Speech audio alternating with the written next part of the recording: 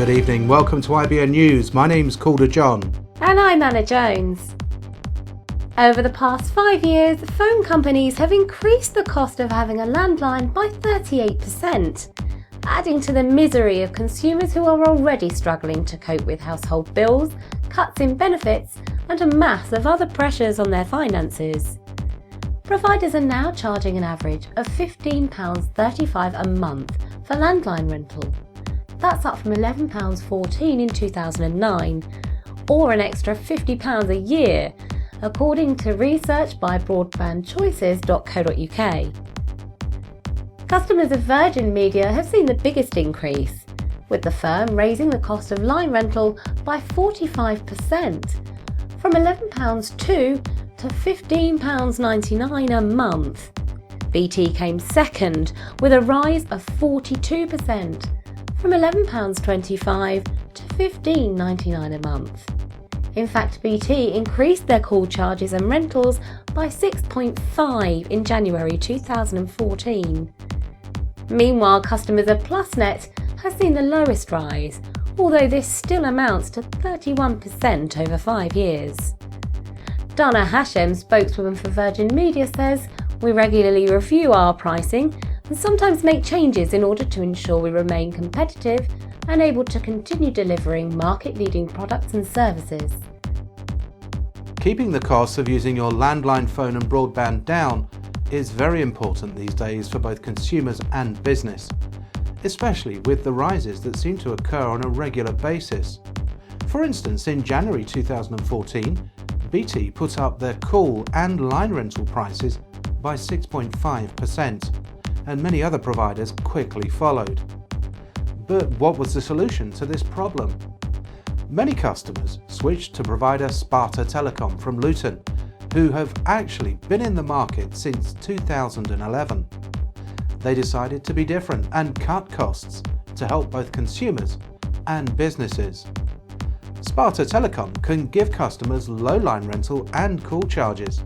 For instance, their call charges, we understand, were from as little as 1p per minute, excluding VAT for business, and 3p per minute for consumers. IBN investigators have also found that the high costs associated with broadband are far cheaper with Sparta Telecom than with other providers. As the government is already advising consumers to switch providers on gas and electric as well as telecoms to save money, it would seem that Sparta is shaping up to be a great choice.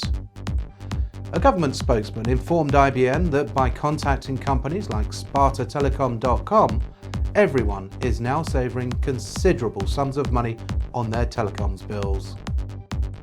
Google says it doesn't want to be your internet service provider, but it does want to make your ISP behave in a more Google-friendly manner. This is the reasoning behind Google's various forays over the recent years into telecommunications industries, where it's invested considerable time, effort and money to force change. From lobbying for network neutrality legislation, to developing its own mobile phone and operating systems, to creating an experimental high-speed broadband network, Google hasn't been shy about throwing its weight around in the telecommunications industry, often treading on the toes of long-established household names. But what do they really hope to achieve from all of this? Essentially, it's all about bringing about a scenario where the carriers have less and less control over what they can and cannot do with their networks. One example of this is the Android platform, where one of the Google's primary goals was to get carriers to take a more relaxed view of what applications and content they would be allowed to run over their wireless networks. Since 2005, Google has been working feverishly to ensure net neutrality becomes a reality, preventing carriers from giving priority to their own content over that of rival ISPs and internet companies. Whilst the future remains uncertain in the ever-changing world of telecommunications, one certainty is that Google is a powerful force that for the foreseeable future is here to stay and will continue to call the shots from behind the scenes. And that concludes the news for tonight. It's good night from me. And good night from me.